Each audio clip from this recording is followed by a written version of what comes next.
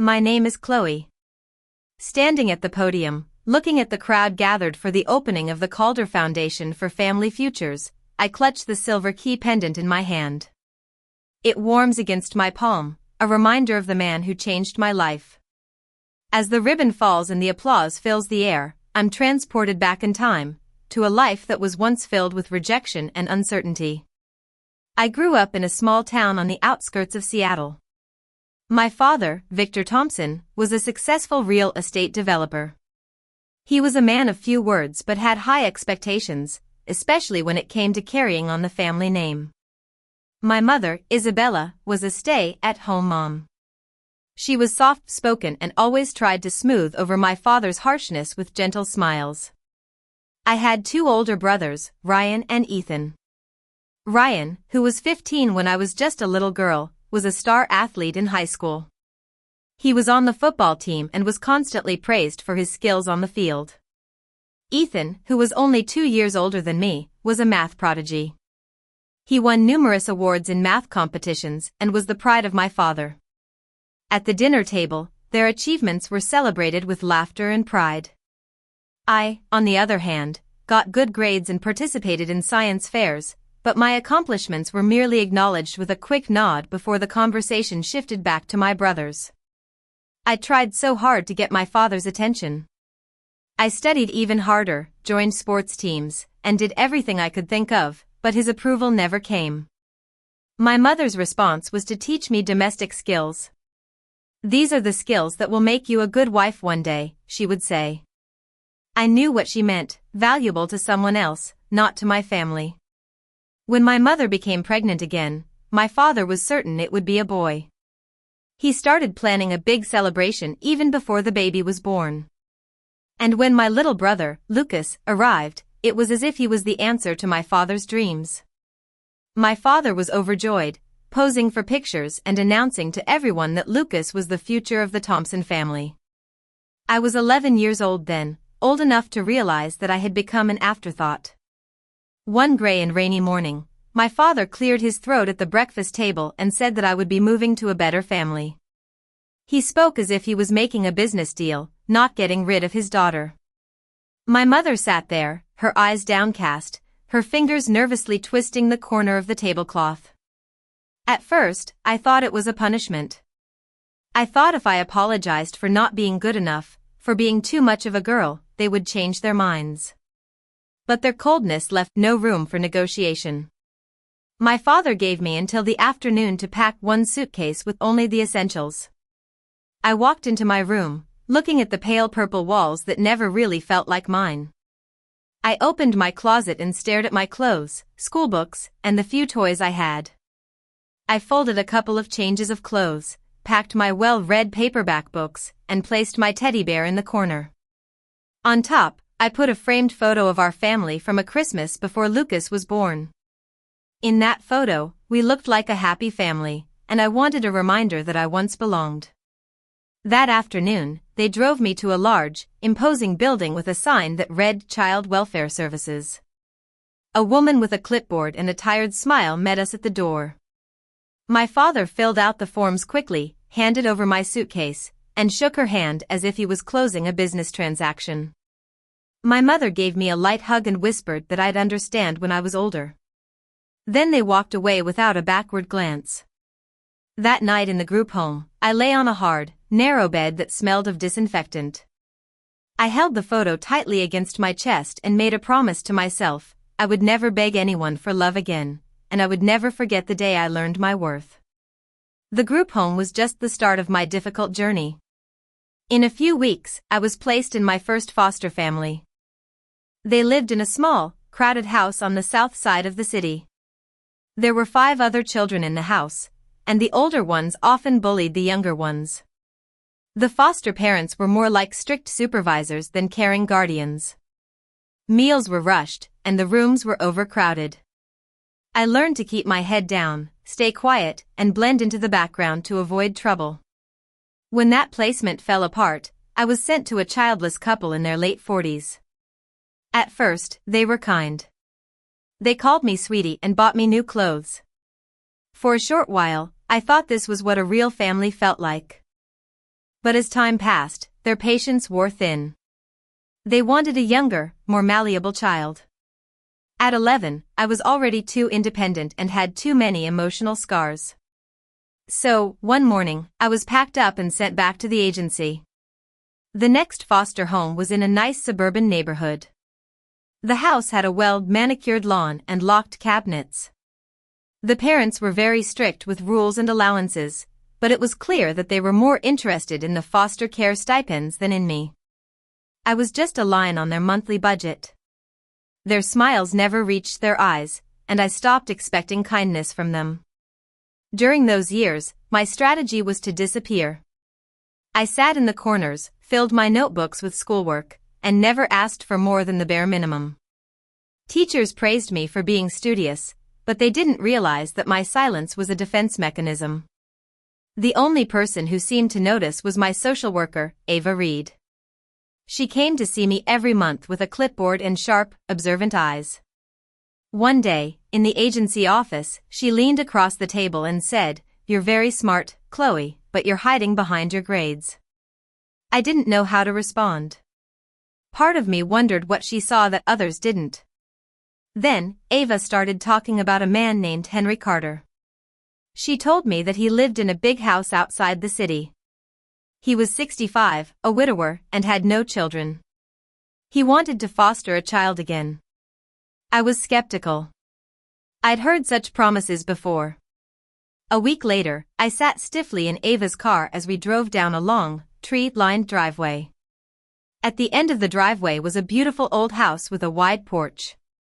Henry was waiting for us, leaning against the railing. He was tall and had white hair that was neatly combed back. His blue eyes met mine without forcing a smile. He simply said, "You must be Chloe. I've been looking forward to meeting you." He didn't bombard me with rules or ask me to prove myself. Instead, he showed me around the house.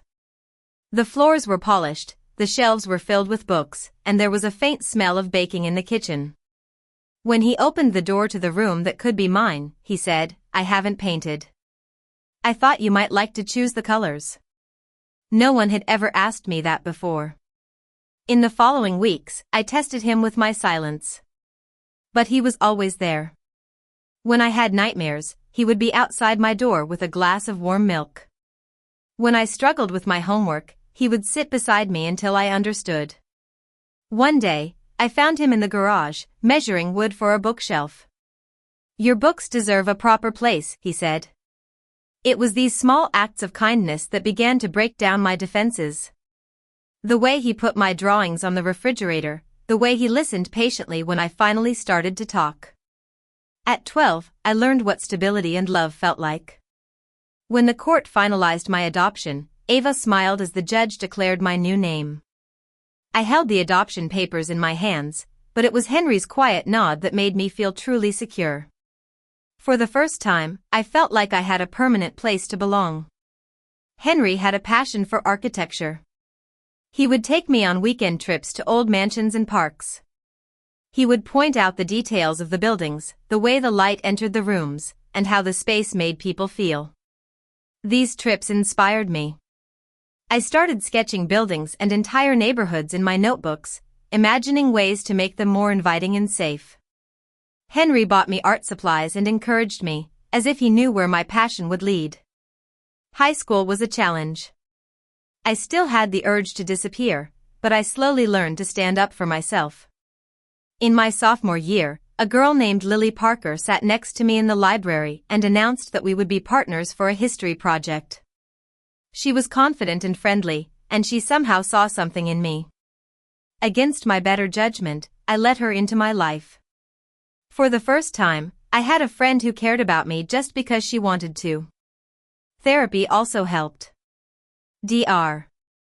Grace Mitchell's office was a warm and welcoming place, filled with books and soft chairs. She helped me confront my past and understand that my parents' rejection was their problem, not mine. Slowly, I started to believe in myself. By my senior year, I received an acceptance letter from the architecture program at MIT. Henry framed the letter and hung it in the living room, proudly telling everyone that his daughter was going to Boston. For the first time, the future didn't seem scary, it seemed like something I could build. In my early 30s, I had established myself as an architect. My designs were not just on paper anymore, they were real buildings in Seattle, community centers with large glass walls and open courtyards where people could gather. I received awards, had articles written about me in local papers, and was invited to speak at conferences. But every achievement felt incomplete without Henry. He was always in the front row at the openings of my buildings, his pride quiet but steady. One day, during a celebration for one of my projects, I noticed that Henry's hands were shaking when he clapped. At dinner, he barely touched his food. When I asked him about it, he joked about getting old. But a few weeks later, the diagnosis came, stage 4 pancreatic cancer. The news shattered me, but Henry was surprisingly calm. "We can't control how long we live," he said softly, "but we can control how we live our lives." He refused aggressive treatments that would have taken away the little time he had left. Instead, he chose to stay at home, and I chose to take care of him. Our days were filled with medication schedules, tea in the sunroom, and looking through old photo albums. Henry would tell me stories from his past, and I would listen, knowing that these stories were a part of my new family history. In the evenings, when the pain was at its worst, I would sit beside him and read aloud. My voice filled the silence that once terrified me as a child, but now it was a source of comfort. One quiet night, when the rain was hitting the windows, Henry took my hand. His voice was barely a whisper, but his words were powerful. "Build something that will last, something that will outlive us both." I stayed with him until the very end, holding his hand as his breathing slowed. I told him that he had given me more than I could ever have imagined. After Henry's passing, the weeks were a blur of condolences and paperwork. I felt like I was moving through water, every step slowed by grief. When the lawyer called me to his office, I expected just to deal with the formalities of his estate, his house, his savings, and a few personal belongings. But I was shocked when I saw the amount written in the will. Henry had left me everything, his house, his investments, and the remains of a business he had sold years ago. Altogether, it was over $30 million. I stared at the figure for a long time, unable to reconcile it with the man who loved simple things like reading books and having quiet dinners with me. He had never lived a lavish life. I realized then how much he had sacrificed for me, how he had saved and invested for my future. News of my inheritance spread quickly. Local papers ran stories about it, and my face appeared in headlines I never wanted. Colleagues' congratulations felt awkward, and strangers treated me like a curiosity. At night, I lay awake in the quiet house, missing Henry. The money didn't ease my pain, it felt more like a responsibility, a weight that I had to carry to prove that I was worthy of his trust. One evening, as I was walking through Henry's study, running my fingers along the spines of the books we had read together, I heard the doorbell ring. It was a sharp sound that cut through the silence of the house. A few months after the headlines, I was starting to find a new rhythm. I divided my time between work and sorting through Henry's things. I packed up items to donate and kept the ones that still smelled like him. The house was quieter than ever, but I was learning to be at peace with the silence. One rainy afternoon, the doorbell rang again. Through the glass, I saw a man in his 60s. He was well dressed but looked tired. When I opened the door a crack, he said a name I hadn't heard in years. "It's me, your father, Victor Thompson."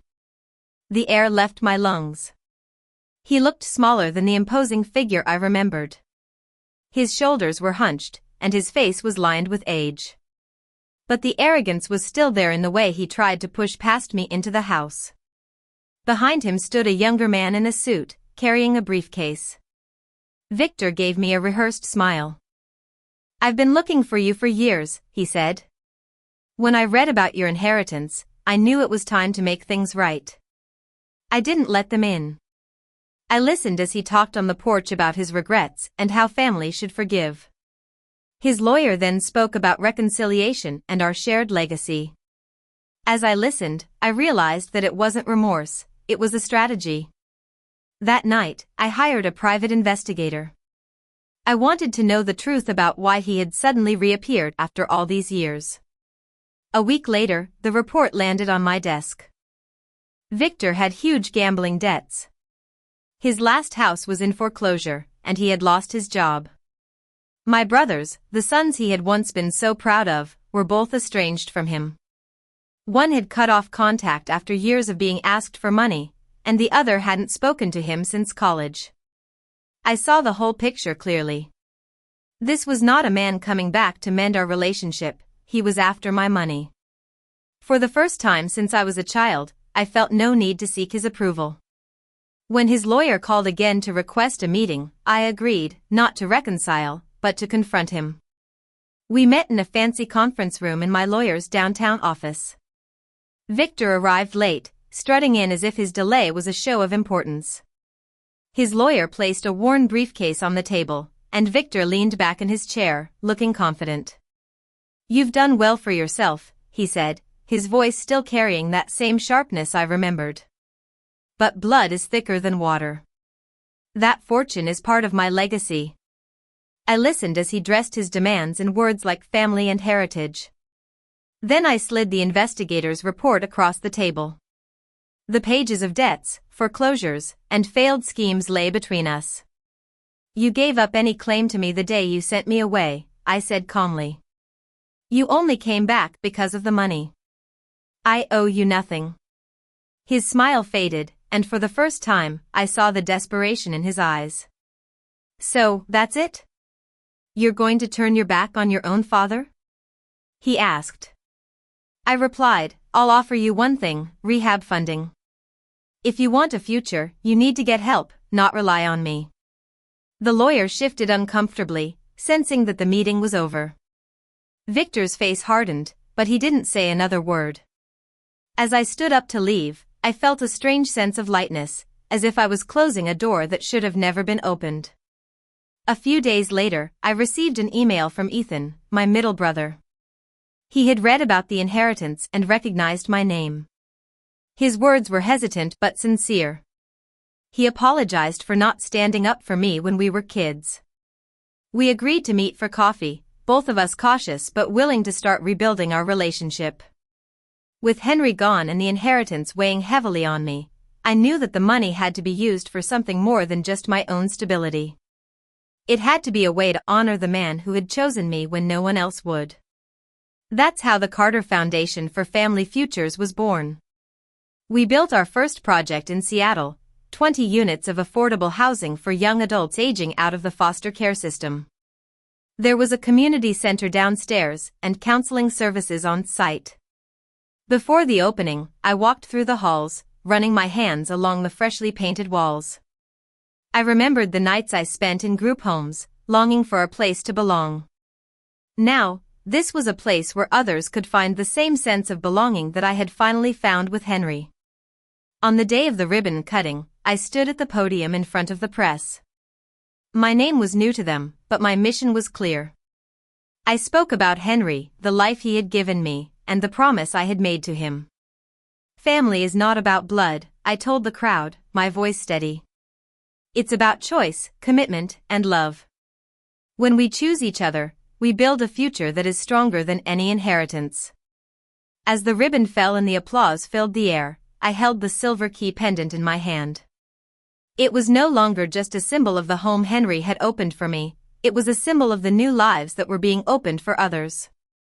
When fortune and freedom come into your hands, what kind of future will you build, and for whom?